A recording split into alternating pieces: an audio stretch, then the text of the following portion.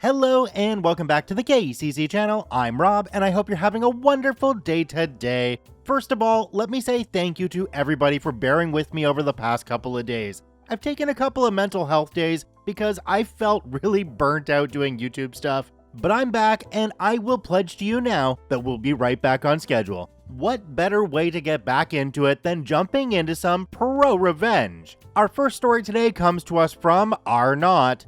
I got you a souvenir. Yeah, I got you fired from the post office. Let's jump right in. Background: sit back and enjoy a story about some revenge I achieved at the US Postal Service back in the 1990s that cost a bullying full-time carrier his union job. In summer of 1991, I found a summer job as a casual carrier for the USPS. They used to hire summer temps to cover for all the full-time carriers who mostly took their vacations in the summer. The USPS had, and maybe has, rules that things had to be delivered within certain time windows. People could get fired if they took too long to do tasks. Carriers were both openly and secretly monitored and timed on tasks, and we had the first computerized time system I ever saw. They would be secretly followed a few times per year to be sure they were working hard the entire time they were outside the post office.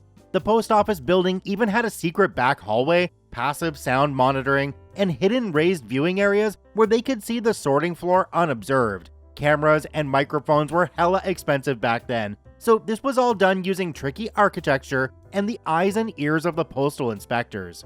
We were supposed to walk over and punch in and out of tasks so that they could track productivity to the second. People walking a delivery route were expected to do it fast, and better routes went to faster carriers. Slow carriers got mercilessly hassled to be faster and were disciplined for slowness. Look at Newman on Seinfeld. Going postal due to overwork was not really a joke there because people would flip out and murder their bosses. I hear it's worse now with GPS. Pre-internet, there used to be a huge volume of mail that got shuffled around the country every day. Quantities of mail that you would find hard to believe compared to what we see now. I was a broke college student home for the summer and was willing to work any hours they gave me. So the supervisors liked me. I was also very friendly with most of the full-time carriers because I was a good worker and didn't rock the boat. Also, for other reasons that you'll see below. I'm a fairly big guy, 6'5" or about 195 centimeters, about 210 pounds back then, and I could carry a lot of weight, so that also made management happy. I was also in my early 20s with long legs, so I could move fast carrying a lot of weight. Sorting mail back then was labor intensive and took a lot of time to learn. I had a regular route that I would deliver in the afternoons that was sorted by a regular. I would usually do oddball delivery stuff in the mornings, help move heavy things around, do special deliveries, etc. I would also deliver for full-time carriers that went on vacation or whose T6 was on vacation. Side note, mail delivery is 6 times per week, but full-time carriers only work 5 days per week. The T6 is a full-time carrier who did the 6th day for 5 routes. That way, it worked out that everyone only worked 5 days per week. At the time, a lot of retail catalogs were mailed to houses, a lot of them. Some were substantially bigger than current magazines. We also delivered magazines, ads, packages, and samples. A lot of companies would mail free samples of products like laundry detergent, shampoo, and other liquids to be delivered to every house on the route. These were the bane of the carrier's existence because they were bulky and heavy. This slows you down and is physically taxing. Usually, carriers would divide the very heavy stuff up and deliver it throughout the week. On to the revenge. I was assigned to do the T6 work for Dave, name changed, for a few months. Effing Dave. Picture a failed phys ed teacher in his 40s, bad mustache, about 5'7", wore knockoff sunglasses like Magnum PIs, and had an opinion about everything. Dave learns he has me as his T6 and decides he will leave all of the heavy stuff for me. So, once a week, I got confronted with the entire week's worth of heavy mail for this butthole's route. I confronted him about it, and he basically laughed and said there was nothing I could do about it. The other full-time carriers didn't like Dave much, but I was a temp and he was there permanently, so I was encouraged to just suck it up. I went to our boss and escalated to our postmaster, but was told that he was full-time and I was a temp, so I just had to deal with it. If the mail needed to be delivered that day to meet the deadline, I had to make it happen. The postmaster's exact words were, "Just deliver every piece of mail for the route as fast as you can, and don't worry about the time it takes or anything else. You're making huge OT on this route."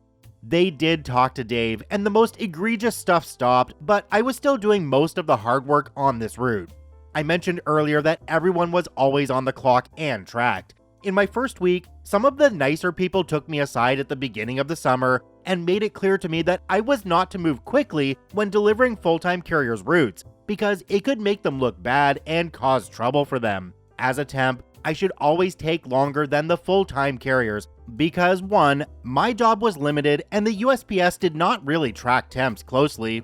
2. I had zero experience, so everything should take me longer. 3. This was a union shop and they would hate to have to kick my butt for messing up their jobs.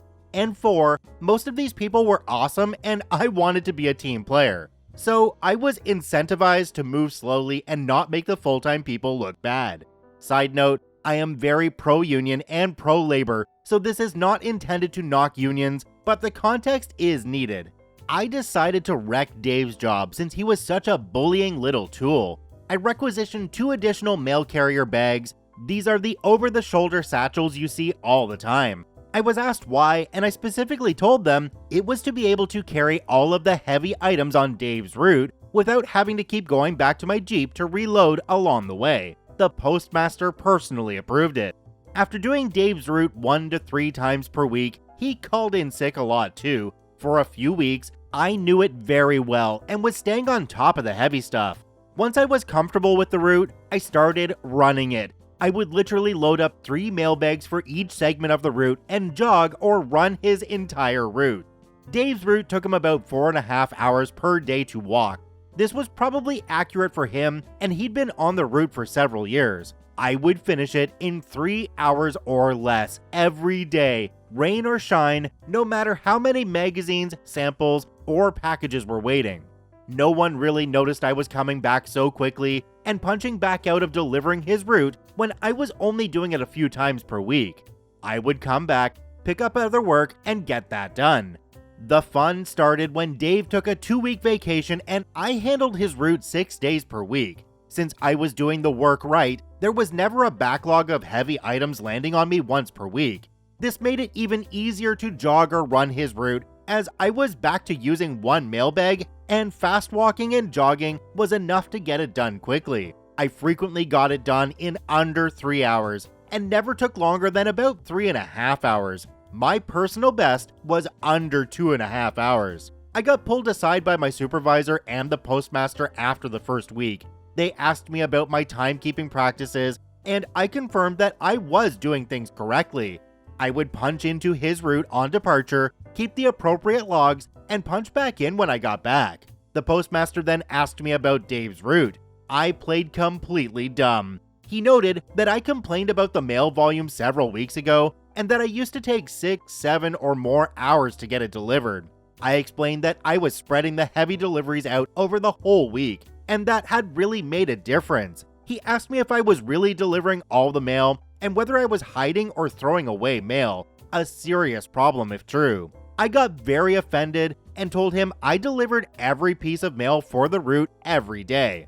Then I dropped the bomb. I told him I was having trouble understanding why this route was budgeted 4.5 hours to deliver when it clearly could be done much faster than that. I pointed out that it was a lot of dense multifamily housing, which means less walking. I told him lots of people on the route seemed surprised that I did not want a soda pop or to sit down and talk for a minute like Dave always did with them. Pure lies. All in my innocent, gosh, I want to help the USPS voice.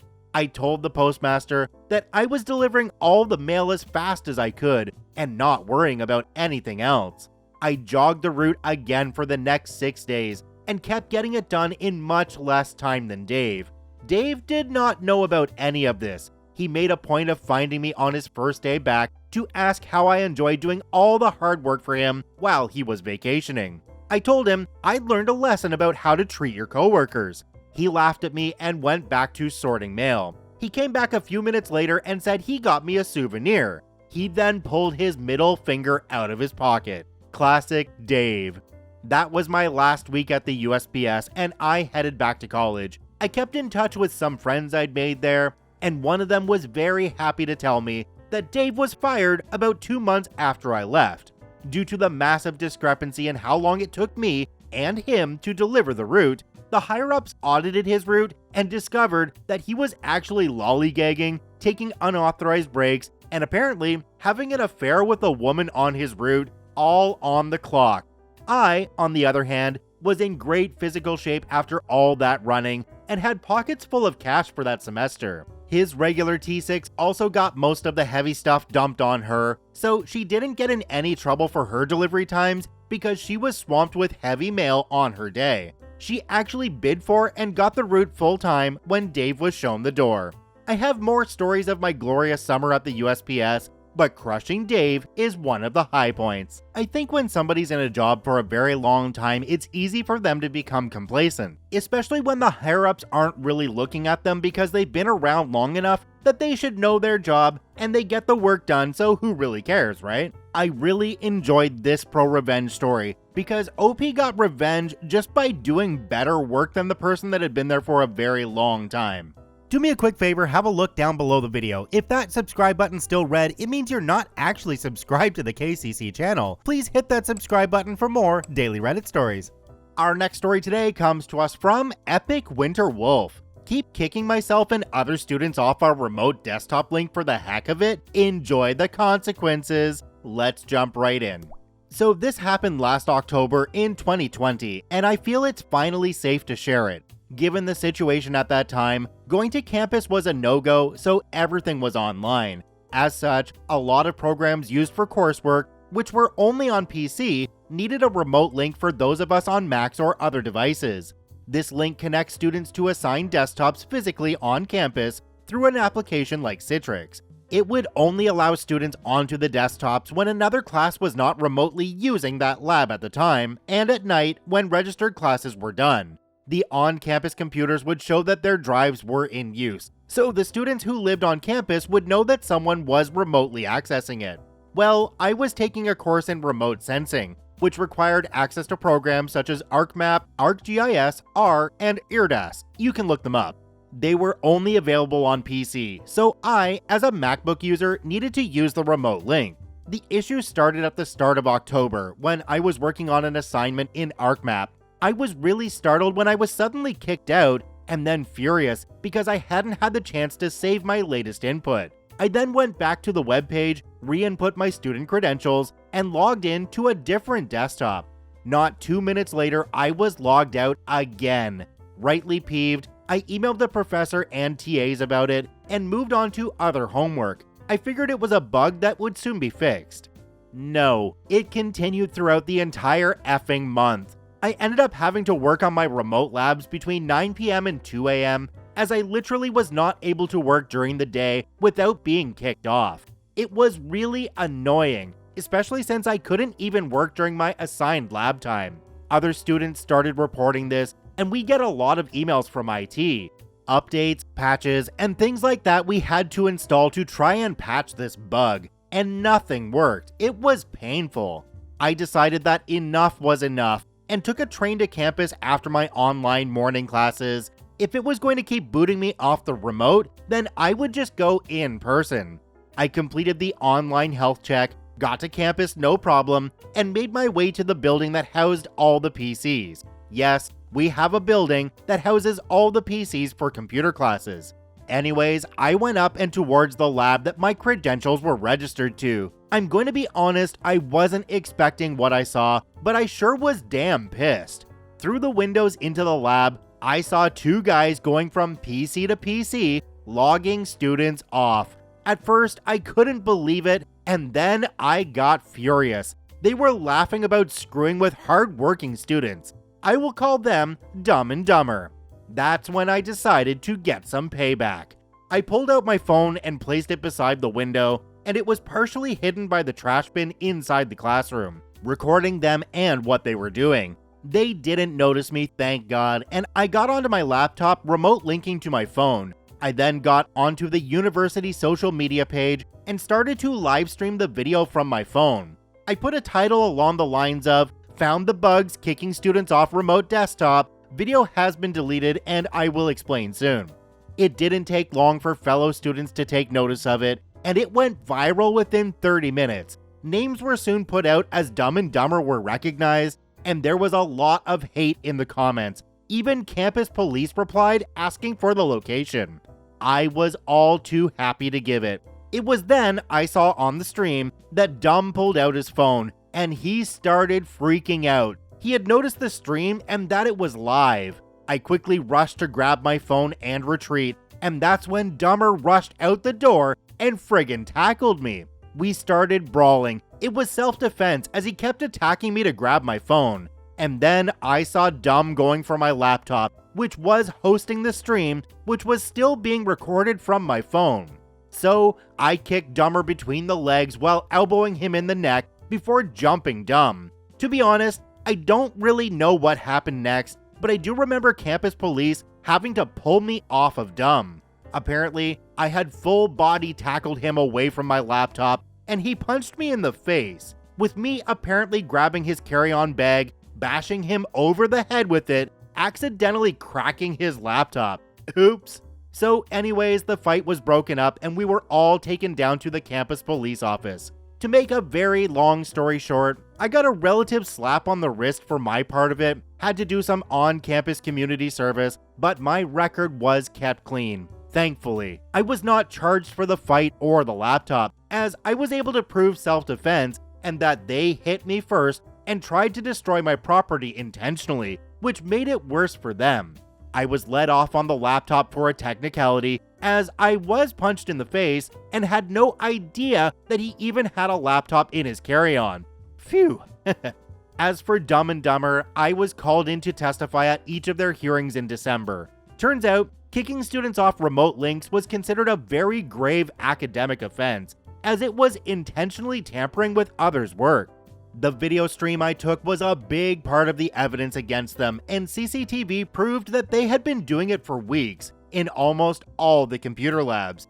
They had intentionally messed with over 100 students. Adding to attacking me, I had a nice shiner for a month, and my devices, instead of running, they got into pretty hot water. Now, the reason this wasn't discovered sooner was due to the fact that this remote link was new to us, and IT was still working through the bugs. I don't know exactly what happened next, as they just needed me to come in, masked, and tell what I did and remembered.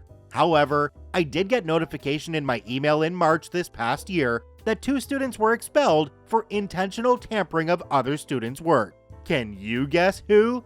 Yep, Dumb and Dumber got the boot for their dumb actions. It gets even better though. Turns out, they were here on student visas, which meant that not only were they expelled from the university with a black mark on their records, they were also given the boot from the country, and most definitely back to their very disappointed parents. Maybe it's karma, but they got publicly exposed on a live stream for their actions for all the school to see, which was taken down due to it needing to be evidence against them and all. But yep, they were expelled twice for their dumb actions, and with their names in campus infamy for their stunt. Hope they've learned their lesson. I don't understand how people think they can get away with something like this these days. There are cameras everywhere. Social media is a major thing. All it takes is one short video or even a picture and you're ruined because of something you did, dumbass. I like to go back to the quote from George Carlin that says, "Think of how stupid the average person is and realize half of them are stupider than that." I think I know which side of the average those two were on. Check out both OPs linked in the description down below. I thank you for watching. I hope you have a wonderful day and we'll see you tomorrow.